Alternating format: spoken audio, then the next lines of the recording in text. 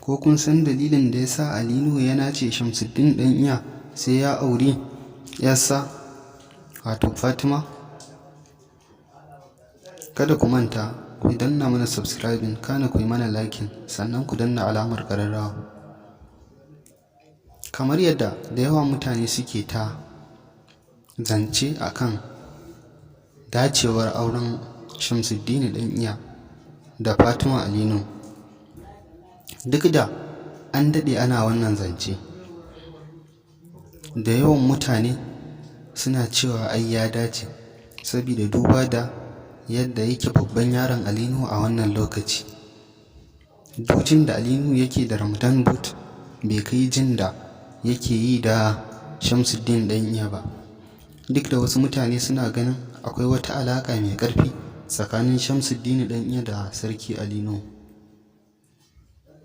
To a bincikenmu dai da muka gani, a bincikenmu abin da ya nuna mana bai huce tsananin biyayya da Shamsuddin ɗan iya yake wa sarki Ali Nuhu ba, domin bincike ya nuna a yanzu kaf cikin yan Kannywood ba wanda yake yin biyayya kai da fata tsakanin kamar Shamsuddin ɗan iya, ba wanda yake wa Ali Nuhu biyayya wato kamar wannan bawan Allah.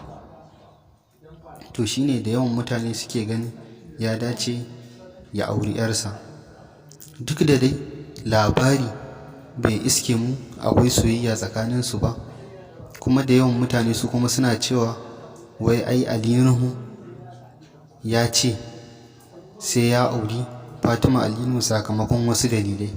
To dai a bincikenmu da muka yi babu wani dalili, kuma ba soyayya tsakanin Fatima Ali Nuhu da Shamsuddin ɗan iya. Hasali ta ɗauke shi ne yaya, shi kuma ya ɗauke ta ƙanwa, kamar yadda ya ɗau babanta mahaifi. Duk wannan propaganda ce ta YouTubers da ake ta yi, da yawa 'yan YouTube ne suke ɗauka suke yin maganganun da ba dace ba dangane da waɗannan bayan Allah. Mu dai yanzu mun yi bincike tsaf wanda ya ba mu gaskiyar al'amari.